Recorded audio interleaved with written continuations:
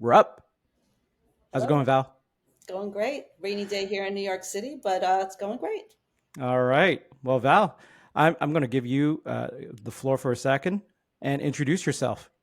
Oh, absolutely. Okay. I'm Valerie Wolloch. I have a very long uh, career in solution engineering. By the way, the best career, the best job, I think, on the planet. So I know that's our audience, and I want to reassure you, you're in the right place, in my opinion. I think there's nothing more fun and rewarding and challenging all at the same time. So I was with Salesforce for 17 years, and I left this year, and in my next chapter. But before that, I was a computer programmer. One day, somebody came to sell me some software, or actually, the company already bought the software. They came to teach me the software. I was the programmer, how to use it. And I'm like, wow, that looks like a really cool job. And I never looked back and did that for many, many years. Many startups, all which were very successful, and kind of landed me where I am today, where I have this lovely apartment in New York City and a very happy life. Yep. Yeah. I guess we'll hear some of those sirens and the constant honking, which is like Oh, for normal for New sure. York The City, state right? of emergency from this rain. It's been raining for days here. Well, stay Yeah. safe out there, and hopefully your friends and family stay safe out there. Um, you mentioned you're getting involved in angel investing now and advisory on boards. Is that your? Hmm. Want to talk more about that? Absolutely. So my first job in solution engineering was a company called Ingress. And many of you probably don't know this, but that was the primary, actually, the name of the company was Special Relational Technology at the time. They were the primary competitor to Oracle, and they were head race. And it was the better technology. Oracle obviously won that war because you probably never heard of Ingress. But when I got that job offer, they said, they negotiated the salary, and then they said, and then you're going to get these things called stock options. I'm like, okay, what's that? Had no, like, I really didn't know. I mean, I was in my 20s. And I get there and I quickly learned what stock options are all about and what startups are all about. And it was a startup, and I never had more fun in my life doing work in a startup. You get to wear a lot of hats. Your early days, you get to define a lot of the processes and the way things go to market. And so from that moment on, I ended up in several startups, relational technology, Gupta, from Gupta Siebel Systems. I was employee 69, one of the Mm-hmm. first SDs at Siebel Systems. Hopefully you've heard of them. And then after that, another two startups, Calidus, helped them go public. That's why they brought me on. And then Formetric, whole nother story for another day. Very good exit, but I didn't know that for at least a decade after I left there. And then 17 years ago, I came to Salesforce. So why am I interested in angel investing and startups? Is like, I think startups are the coolest thing on the planet. It's fun to start, go to a company pre-IPO and be there through all the growth and all the excitement. Actually, when I came to Salesforce, I thought I had missed the boat. I was like employee 1200 ish, and I'm like, and they were already public. And I'm like, oh well, I guess I'm no longer doing startups. And by the time I left, of course, there were 80,000 employees and enormous growth. And I never felt like Salesforce stopped feeling like a startup in its own way. The different business units and different areas and evolution and beginner's mind.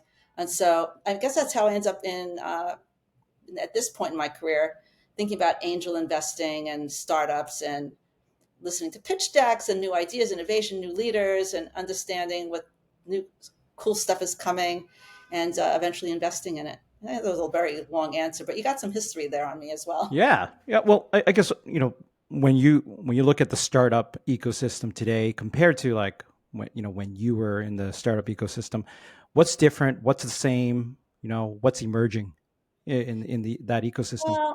Well, I'll tell you, I'm not sure what is different. And well, obviously AI is like the hot buzzword, like the internet was. And of course, who knows 10 years, which technology will actually survive and be hot, which ones will Hmm. fade away. So that's kind of the same, in my opinion. It will be the same. But what's different for me personally is not necessarily about angel investing. Is like I've never looked at the companies this early. Like when I've joined the companies and they were in the startup phase, I was a solution engineer. So at what point did I join the company? Well, when the product was done Yeah, they had a in product beta already. or going in production and getting ready to be sold, and so they're hiring a Salesforce and solution engineers. So it's a little bit further along in the evolution. In this, they're already in the next round. They're kind of past the angel family and friends investing period. So this is kind of new for me, so I can't really say what's new about it from what it was, because I'm like in the beginning stages of learning about Angel this early in the game. So, but I find it equally exciting, actually more exciting, also more risky. You be careful where you put your money because most of them fail. And so I'm also starting to, as I'm looking at pitch decks and learning about these companies, I'm like actually getting more nervous to invest, but excited and interested in learning. And I'm thinking I'm going to go with the venture capital fund who really like vets these companies out, and hopefully lend some advisory to the venture funds to help them see if the technology makes sense or it's vaporware. It just takes one. It just takes one, Val. I know, but you got to do like 100. You have enough money for like 100, so that's all. Yep. A lot of money. So I And think that's why you go to the VCs, right? They got the money. exactly invest your I money got there. the opinion. Yes, yes, I yes. got the advice and the experience. Oh, that's wonderful. If we have more time, we'll dig in more into that. But I guess in the first few minutes, I do want to talk about present state leadership right now, where a lot of the listeners out here, they can probably attest, like the the past couple of years, and this little thing called a pandemic, where everyone was locked up, and then things changed a lot. When things opened up, things changed a lot. In the past year, we were talking right before we started recording, how tech especially, but other industries as well, have faced a number of layoffs and just cutbacks. And it's not just tech.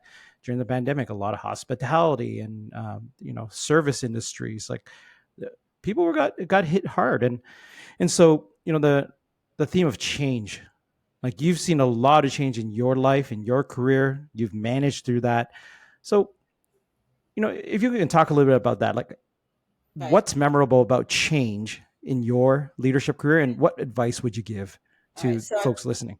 So I'm sure you've all heard, the only thing that is constant is change, especially at Salesforce, and that it's so true. I mean, change has been pretty dramatic. I mean, a pandemic, and none of us have ever experienced that before, for sure. So the first thing you have to do is like really get comfortable with being uncomfortable. Change is not comfortable. Change is hard, and most people don't like to change. So I think you just have to know that even when there's not a pandemic or a great outside forces, technology is constantly changing and evolving, and the companies you're selling to are constantly changing and evolving. So you just have to get comfortable with, always being a lifelong learner, being curious, and one of my big pieces of advice is not being judgmental. If you want to Mm. build a great team and a great following, don't be judgmental. Be a great listener. Be really curious. Be a great sounding board that people want to come to and feel comfortable discussing whatever is on their mind, whatever that is, and just being open to it, and a great sounding board, which I really pride myself on. I'd say a lot of my success is built on those principles, and being open and curious. And I'm very direct, as Dave and I were discussing earlier. I'm a typical very direct New Yorker, so I will tell you like what I think, and you'll know that I'm not judging you. I'm just telling you kind of, I'm trying, be trusted that I'm being objective and telling you I'm not hurtful, and try Yeah. and also say it in such a way that you get the full picture. So that's the other piece of it, is like being not afraid to give feedback is so critical. I mean, it was Brene Brown, like forget what it was about, being, there's an expression there in the back of my head somewhere, but the kindest thing to be kind is to give feedback, and she says it much more eloquently, but there's nothing more true. And doing that not at review time or at promotion time, but constantly, like in every discussion you're having with somebody, like really lending your view and helping that person grow, and being open, and so they trust you, and you're not judging them, but you're helping them grow. Yeah, and the thing I appreciate about you, Val, is it's consistency too, right? It's like you say, you provide feedback, you're direct. It's consistent in how you do it, right? It's predictable, which is very important as a leader. It's not mercurial based on the time of day and the weather outside. It's consistent, but more importantly, it's objective. It's not about you. You're saying don't be judgmental, and I'm latching onto that for a second too, because I could say like earlier in my career, I was probably a little more judgmental, and really it was a reflection of myself, because I was judging myself, which is Mm-hmm. why I was judgmental with others. In some ways, it makes it easier to like put things into a box, but you don't benefit from that. And I learned that early in my career. You just just got to listen. But I guess like when it comes to feedback, right? I guess when you're talking to new leaders about providing feedback, being consistent with that, what do you tell them? What do you advise there? Okay, so beautiful that because this is a Salesforce audience, I believe mostly, and actually this is pretty wide It's anyway. everybody. It's It's the everybody. world, Val. I'm Okay, all around the globe, every so country. awesome. So the models that we taught and learned, and actually learned SBI, situation, behavior, impact. I learned that one, like CBOL, I think is probably where that was first introduced. When I have hard feedback to give, and I know I'm going to have difficulty in giving it, I go to that model and I teach it. In fact, I did a lot of kind of coaching programs, in my career at Salesforce. There's Tower of Leadership, ABC Coaching, SBI. And SBI is like, it takes all the emotion out of it because it's very easy to get emotional when there's something very difficult you need to communicate. And so that's not the everyday kind of stuff. It's the really, really hard stuff. And so it gives you the structure ahead of time to think it through. It's not personal, not about, it's about the behavior and the Mm. impact. So it's the situation, the behavior, the impact, and teaching that so everybody has that tool in their back pocket for the tough stuff. And when you think about it ahead of time before you provide the feedback, and by the way, if it's really hard, I suggest you do a mock play with your boss or someone else, Hmm. and say, please challenge me. Like, what are the things that can come up? Because this is important stuff depending on what you're dealing with. And so, but it takes the emotion out of it, right? Because it's a situation, it's a behavior, and what's the impact? It's not like it just takes the emotion and makes it more objective, and hopefully a person could hear it because a lot of times people can't hear really tough feedback. But that's the tough stuff. But what's the everyday consistent stuff that we're talking about?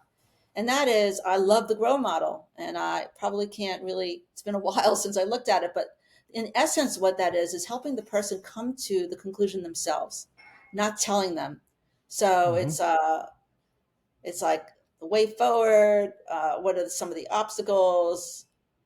I forget what they are. I wish I had looked ahead of time. Goal, reality, options, way forward. Thank you.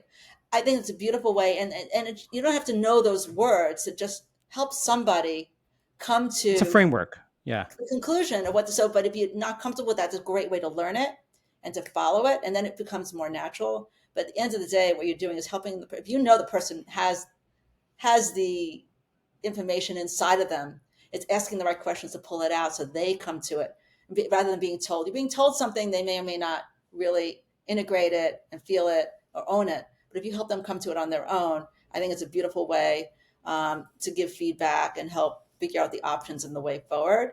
That's another one. And, just being direct, like, it flies open. It's like, do you know what I mean? Like if the fly's open, just tell them the fly's open and like, zip it up and let's get on with the presentation. Um, I or there's I a piece of remember in just front of their lip. It's yeah. like, Well, it's exactly that. It's like, hey, you got a boogie, right. and you're about to step in front of like 150 people. So I've had people say, "Oh, I'm so embarrassed." I go, "You know what'd be more embarrassing?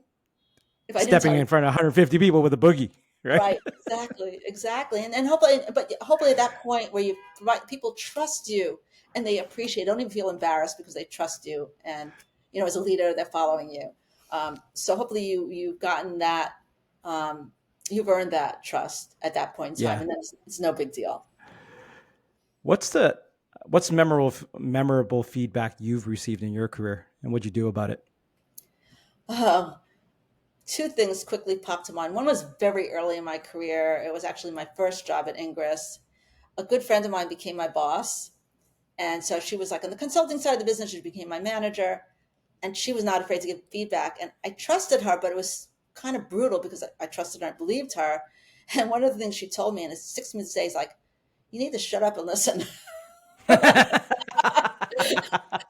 And she didn't quite say it that crudely, but it was like, what would happen? I'd be on a sales call, and I would already be like, I Mm. would already be knowing what the next thing was, and I'd be like jumping to it rather than sitting back and listening, and being. I don't know if I interrupted. I hope I didn't interrupt too much, but I would be just jumping to the next thing because that's just thinking ahead. Thinking ahead is the way I think. She was, listen, you just need to quiet down and listen, which is a very good feedback for it, not just customer situations, but you know, coaching situations. really being that listener. So that was very important. That was very, very early on in my very first job as a solution engineer. And then another one that jumped to mind when you asked was actually, I don't know, you might have been there. We had a global SC summit. It was on a Sunday. Do you remember this in San Francisco? And Maybe. here, I'll give you some.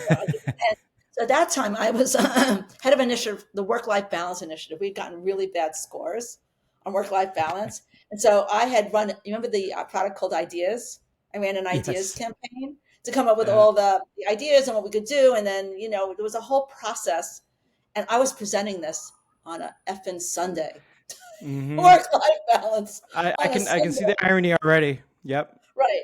And there were like 500 people in the audience. And, the way I present, especially at that time, was I'd be just very matter of fact, like in my very like normal talking voice.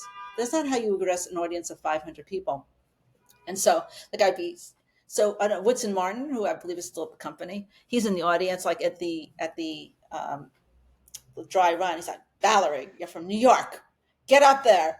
And like, hello, SC Summit. Like he really, and I did it and it made a much better impact. Like I just like, gave it a lot more power and a lot more passion and a lot more Hmm. personality.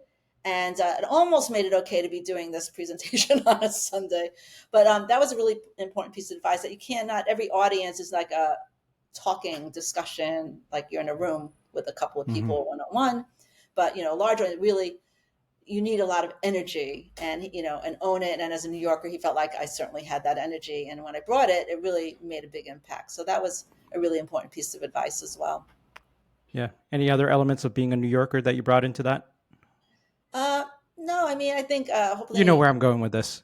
You know no, where I'm I'm not going with this. actually sure. Go ahead. Yeah, do you drop an F bomb here and there? Like, Oh, I have a great F bomb story, actually. Okay, this everyone will appreciate this. All right, so we're having a town hall in New York. Brett Taylor is pretty new to the company, and he is, and I really admired him even before like people really knew who he was. I was really like infatuated with him, not like in a romantic way, but I just thought the world of him. And so I was the facilitator for the town hall. And as I'm introduced, and they're like, this is in one of the social lounges in New York, and it only holds like 50, 75. It's packed. And then they're also broadcasting it to like another 100 people. And I introduce him and I say, I fucking effing bleep that out. Love this guy. And I was like introducing him and I was really passionate and I felt really good about it. And the next day, I get a note from someone in the audience telling me how offended they were. And I read that. Okay. And you know what? It was so respectfully written to me. And so like he was truly offended, but not in like I said, you know what? He's right. That it was offensive. And I'm going to try really hard not to do that anymore. What I didn't know at that very moment is that same individual had gotten onto airing of grievances and laid out what had happened, but not specifically. Believe me, there were like 10,000 posts. I kept on looking for my name and Brett's name and where it happened. He was great. He had not, but I was freaking out. I was like, oh my God, I can't believe, because he sent the same note on Chatter in airing of grievances. And there was passion on both sides of this equation. People should be able to express, no, it's offensive. And like people like on both sides of the coin, like it was unbelievable conversation. It's probably still out there and it's really worth reading because it'll blow your mind. And I'm like, oh my God, this is what I did. Like, cause this. Thank God my name never came up in that. But I monitored it for weeks looking for my. And then I saw Brett at La Lima and I told him what had happened. And I go, were you offended? He goes, no. So I was like, okay, that was the most important part. Oh, little did you know, Val, you're creating ripples in a different Yeah. way, right? Yeah. But you know Unexpected what? way. If it's offensive, honestly, I really, even though that's who I am, I mean, know your audience, and in a big audience, don't do it because you don't know who's going to be uncomfortable. So I think it's okay when you know you want to use it in a place where people actually like it, or Yeah. every now and I try and save it for when you really need it, the impact. In fact, I have a great example. It was a compensation. Somebody effed up compensation and they were not going to fix it. And there was a big group of important people on this call. And I came out and I said, just effing fix it. And I was so proud of myself because it was like a very risky, but I was so angry and upset that they were even going to think about not fixing it. it got fixed. so save, so save it for when it's going to really count. Um, Yep. yeah, that I could never forget that conversation. Oh, geez. Unexpected things, right? And knowing your audience there. So we're we're sort of talking about unexpected consequences of doing things. I do want to talk a little bit about serendipity, and not in the woo woo sense, right? But just for yourself, Val, and when you sort of reflect on the past, 20, 30. I mean, how long have you been in the workforce? I'm not telling. Okay, cool. So Time. X number of years. Yes. So any moments, unexpected moments, of serendipity, any unexpected moments that, if something changed, your life could be very different right now. Yeah, I'm sure. I mean, one thing that happened actually when I was at Gupta, I don't know why this one popped into my mind, but things were, with all these startups, except for Salesforce, thank God, there was a whole wave of you got in here and there's huge growth, lots and lots of fun, very cool. And then eventually it goes down the other end Mm-hmm. and it's not so much fun anymore. And so that had happened at Gupta. I was the first SC there. I remember interviewing with Umang Gupta and being the first SC and defining the comp plan. Like, that's why I love startups. It's so much fun. I got to define my own comp plan. Like, what's the comp? I go, well, this is what it should be, you know. Um, and so that's pretty cool stuff. But towards the end, that was one of my favorite actually jobs of where I first became a leader, my first management job, Mm-hmm. which has another story actually, how that happened. Actually, I should tell that story. But before I do, I'll just finish the first one, which is somebody said to me, I got a call from a headhunter or somebody, and it was for a job at Siebel, which no one heard of it at that time. I'm like, no, I'm Mm-hmm. not interested, not interested. And then somebody else said, I heard about this really cool company. They're selling Salesforce automation. And I said, I think I got a call about that company. And I called back the headhunter. And had that person not gotten me excited about the actual application and the software, I wouldn't have made the phone call. Call back. I go, is that job still available? And I went for it. And that really did change my life Mm. because coming in as an early employee there at Siebel Systems, and that's where my career really took off. Oh, I've got another good story for coaching there. Actually, that one's even more important. I'm going to go there. So I actually went there. I took a step back from being a leader to get into the company because it was early employee 69, one of the Mm-hmm. first SCs. But I became a manager relatively quickly, and I'm sorry, that shit was really hard to configure. I mean, so hard it was made my head like smoke. So the first thing I did is I went and looked for people who were way smarter than me who could configure that stuff because early days it was really complicated. It was really hard. And so I went and I found like really smart people who could really program, who were really great presenters. And I hired an amazing team. It was for self preservation. And Mm. what happened? I built a reputation as being a great hiring person. And on a company call, Tom Siebel said, all right, those of you who are hiring, you need to go spend some time with Valerie Wolloch in New York because she hires the best people. Mm-hmm. Like, who knew that was like an important thing? And it was just, and so that's another big piece of advice. Find the holes, the gaps in your team, and find people who are subject matter experts who can really nail that and hire people that are smarter than you because they will always make you look better. Hire people that are smarter than you. 100%. So when you think about like surrounding yourself with these people smarter than you, I mean, what are some mistakes you've made there that you Well, want to don't hire communicate? a-holes. Okay. Also the other corollary is like hire people that you like, that you want to work with, that you will enjoy working with. So that's equally important to the smarter part. In fact, I used in those days, many, many years ago, people coming out of the Ivy Leagues were very entitled diva types. Never Mm-hmm. hire anyone out of I shouldn't say them on this call. I would say that's very different today because they've learned how to like be human beings. But back then they would just throw around their degree and I'm like, okay, who cares? Like, tell me, what can you do for the company or whatever. And so there was a lot about like just throwing around names and things like that. And I was very turned off. In fact, I'd be like, don't send me any of those Ivy people. Actually, the people I wanted back then were people out of the consult. Actually, to this day, I find Accenture, Deloitte of the world do great hiring. And those people are so smart and great presenters and so worldly and hate their jobs because their jobs are miserable and hard because they're living away from home 80% of the time. So, and when those people become solution engineers, they are so grateful and so happy and work so hard, and you're getting the cream de la cream. So that's another piece of advice. Go for the consultancies that people experience. And today you could hire people from the Ivies because it's changed a lot in the 30 Yeah. years. Yeah. So I Yeah. forget how we Yeah. got And there. What was this question? I it, forget. it doesn't matter anymore, Val, because we're moving on to the next thing in the New Okay. York Minute. Um, I guess, when you sort of think about like in your career, you're like you've grown teams, from a small handful of people, as you're saying at Siebel, to I think at one point you almost had like 400 people in your org, right? Mhm. Um, what are some of the challenges that you had to overcome, that you learned to overcome as you had to, scale out this organization? You had more layers under you. What Yeah. was that like? Yeah. So it's hard because you get further and further from the ground and what's going on day to day. And it's very easy to have things filtered so many times to you that you really don't know what's going on. And then you get surprised by employee survey results or something happened and you're like, what? Like, that's not my understanding.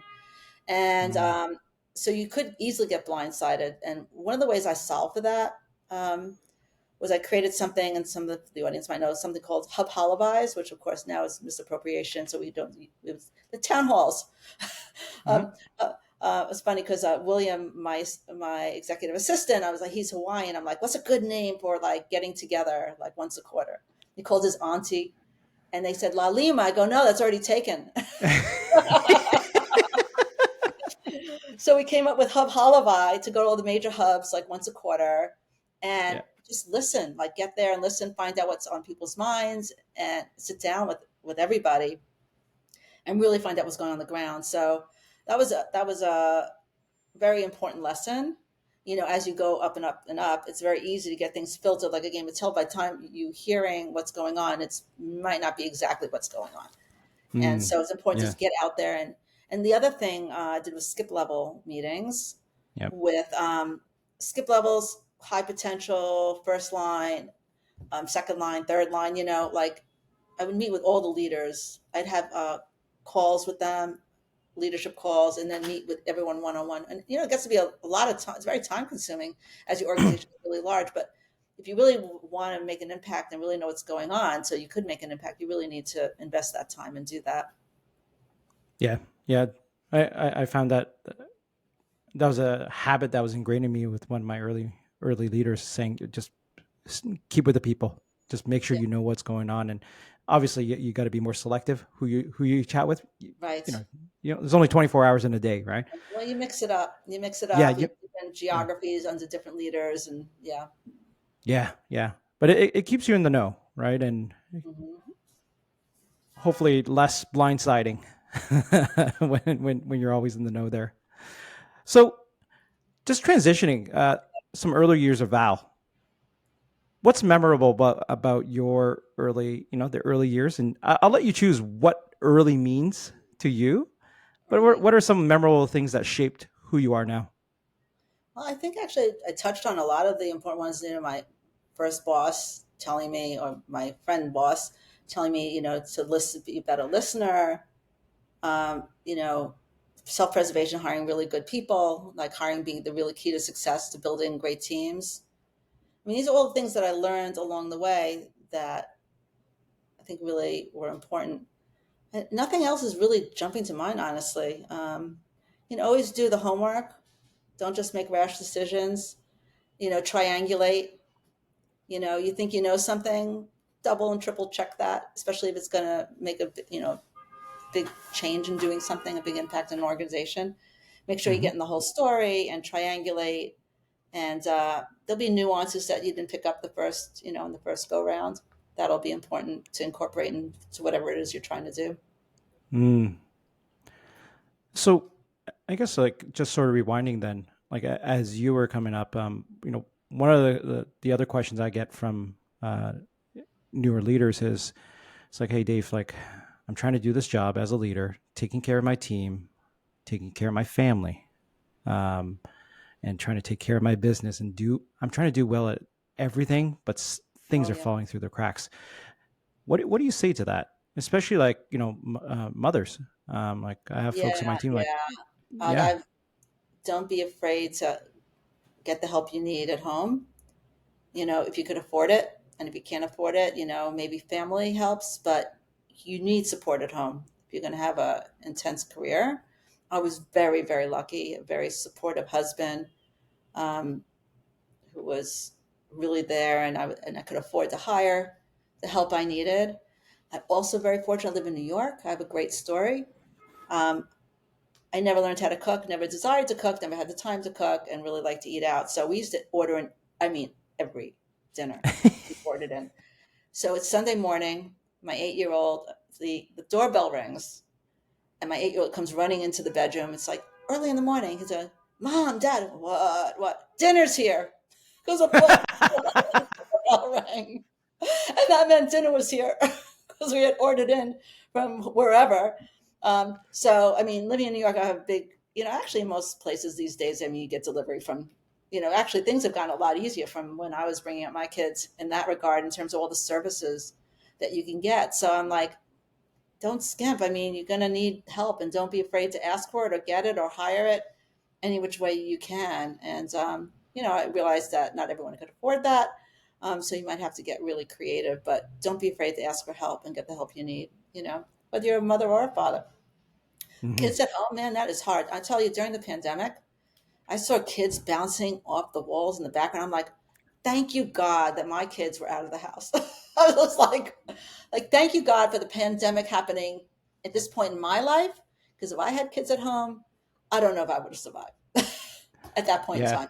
It was very tough for a lot of folks, Oh, folks I know. I with mean, young kids. Yeah. I can't even, and my husband's a pediatrician, and to this day, he still sees, the impact they made on these children. Hmm. It's sad. There's a lot of work Yeah. to be done to get us back to square one. Yeah. Yeah. Just leveling the playing field again. Yeah. I was very fortunate. My kids are, they were young, but still more independent, right? They're very independent still. So I was very fortunate that way. Like, hey, go do what you got to do. And they just did what they had to do. Yeah. But folks with like 1 year olds or 2 year olds, Oh my God. absolutely mayhem. I mean, I had my college student back. He was in college, and he's totally independent, doing his classes, but he was so depressed. So that Mm. was really hard to watch and deal with. And so his 21st birthday occurred during 2020. And he goes, like, "What do you want for your birthday?" Well, first, I tried to get him some alcohol. and um, and then he said, "I really just want to go back to school." I go, "There's nothing there, but you know what? He really," and we let him go back to school, and even though Hmm. everything was online, and he was much happier. We were much happier, but even for somebody with an older person, it was hard for everybody. Wow. Yeah.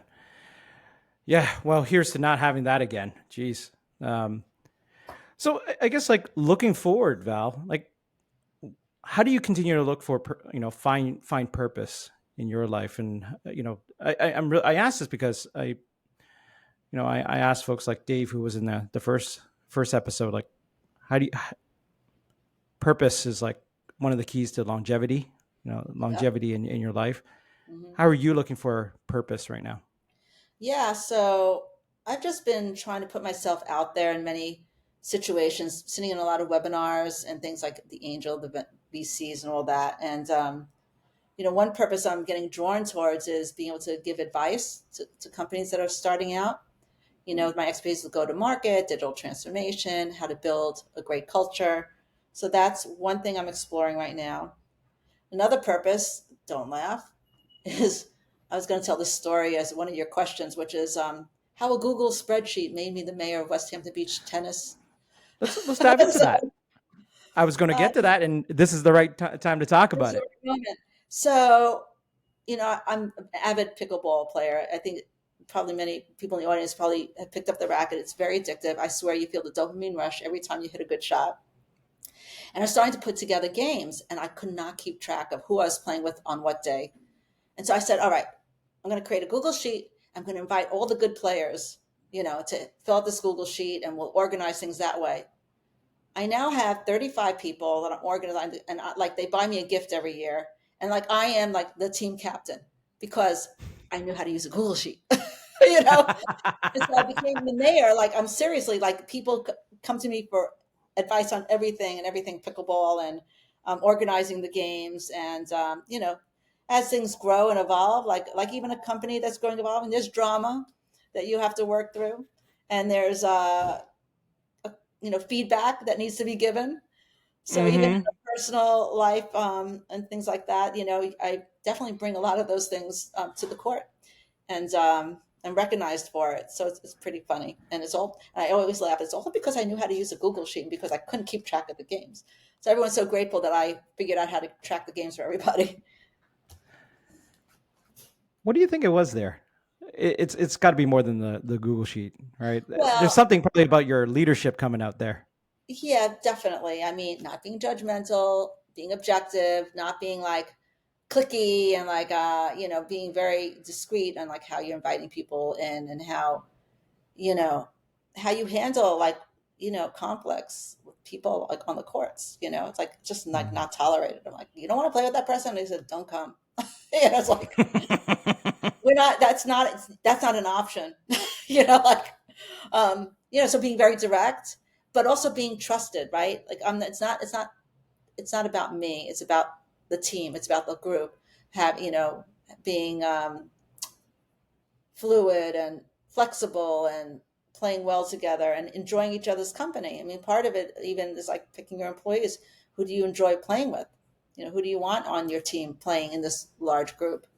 And who could you depend on? And so me being like non-judgmental and not taking sides, I think people trust me because I didn't say vote for me for mayor. It just happened, right? And they all come, just a natural thing. And like I get a lot of credit for it and continue to. And I'm always trying to so I'm always trying to step away and have them, like when you have leaders on your team, I try and step away from the sheet and the SMS message to let everyone else work it out.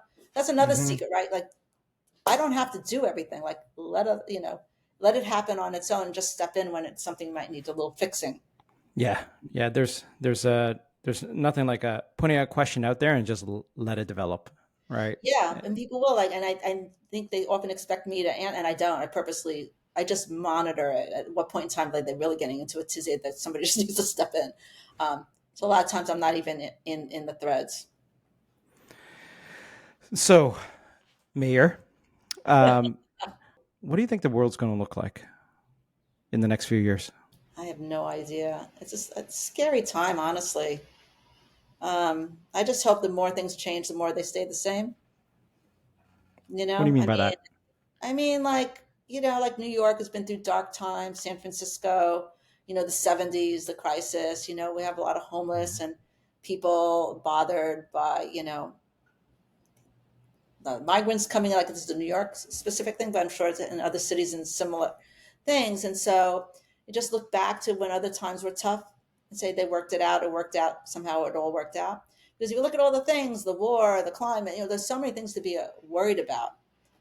The presidential campaign, and there's so many things. So you kind of have to like maybe look to history to know that somehow it works out and you get through it. So I don't know how it will look. I just hope it kind of looks the way it once did. It's a very big question, but I It think is. like in our industry and software, I feel like we're going through another. It's not a bubble like the internet craze was, but the AI stuff is very hot, overblown topic because, as you know, we've had AI at Salesforce for years before it was a hot topic. Yeah, Data science and Einstein, long before it was even a big topic. yeah. So it'll be interesting in what comes out of all of that, all the hype. This is just another hype curve. So we've seen many of those. So I think that'll all balance out like it often does. Look at Moore's books and other books out there. Yeah, yeah. I mean, on one hand, I say to folks like I always get skeptical when mainstream news starts picking up on a topic like Bitcoin, for instance. Oh, yeah. AI is the next thing. I think there's reality, some truth to what they're saying there, but again, I'm very skeptical when you name the local news source talking about AI and this and that. Not you.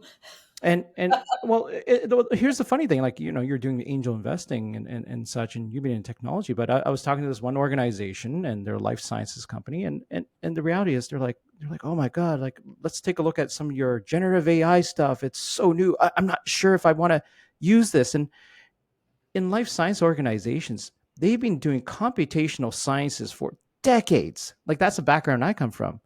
Right. You've been doing it for 4 decades, if not longer, of some sort of computational, predictive, machine learning, neural networks. That's all part of their language, and yet, this thing, and it's still in an elementary phase. It's like, oh, I don't know about this thing. Like, well, you've been doing this. This is really nothing new for you as an organization, right? It's And going so mainstream now with Chat GPT and all that natural language stuff. It is fascinating. It's pretty cool. it's very fascinating. I do hope, and this is one thing I do agree with what the mainstream media talks about, is the responsible use of it. Yes.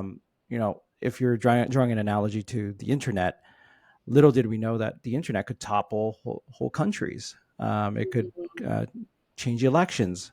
This Right. internet thing. If you connect to computers, Social media changes everyone's lives. yeah. And Yeah. so what's now you layer, this autonomous thing that can think on its own on top of all of that. What are Yeah. the possibilities? But also, like, if you're irresponsible, what could happen? So I think it's something we have to look out for moving forward. So Val, two more questions. Okay. One of them is, if you were to advise the 20-year-old Val right now, what would you say to her? You know, I don't think it's so simple, right? I think as you evolve in life, you're ready to hear things that I could tell her all the things that are going to happen in her life, and she wouldn't believe a word I had to say. Do you know what I mean? Like, you learn things and take things in. It's an evolution. So even if I like told her like these things, like, don't worry, your life is going to work out great. You're going to have enough money to retire, and your kids are going to go to college, whatever it is. It wouldn't matter, Mm-hmm. because I think you just have to one step at a time. Um, I don't know that I really, of course I'd want to tell her everything, but I don't think it would matter. Okay, she wouldn't listen. Probably not. Okay. I wouldn't be ready to hear a lot of things that take time to be able to take in and Mm. really understand. Okay. All right. So if the Val of the future right now came to tell you about where to invest, would you listen? Well, that's a different story. That I might listen to. Yeah. Okay. So last question. I always leave the last question to my guest, Hmm. and you can ask me any question, and I might have to edit it out, but you get the last question. Ask me. Okay. I guess it's a very general question, like the impact that this coachful coaching is making on upcoming evolving leaders. Like, what would you say, like the biggest impact it's making for them? What are they getting out of it? Well, this is what I hope people are getting out of it. Right? Is they're hearing from people like you, right? And people who've been around in the industry, who've been there and done it and seen it. And for instance, your advice about hiring today, right? Surrounding yourself with great people who are smarter than you. It's it's one thing to hear it from some General Joe Schmo, and I won't name those Joe Schmoes on the internet, but it's different to hear it from you. Someone, we've worked together, and I trust you, and I respect your opinion. Huh? What does that mean? And if it stimulates them to actually think about, well, what does that actually mean to Mm-hmm. surround yourself with people smarter than me? But I'm afraid of not being the smartest person. Well, that's okay. Question yourself then, right? So Yeah. if I can have that level of impact, because people hear from folks like you, people like Dave Tuners, uh, and everyone else that's been here. I've had folks who talked about battling loneliness, right, and how you connect with people better. I've talked to people who talked about mindfulness, right? Mm-hmm. Like, really, like, what does that mean? It's not all woo woo. There's some practical applications of that. So any one person I can impact, Val, just listening to you today, and if they get one thing out of this, that's what I hope. That's what I hope to do here. So Love it. That's the impact I want to have. One person, one thing from one person. Beautiful. I like that. All right, Val. Well, anything else you want to share with the folks out there? No, I think had a lot of good stories we managed to uncover, which I didn't expect. So hopefully, it's also an enjoyable podcast. Thank you very much. Well, I'd love to check in with you in a couple months to see how the angel investing is going, how the advisory uh, side of things are going in your next career right now. Sounds good. I look forward to it. All right, I'm gonna just press stop here and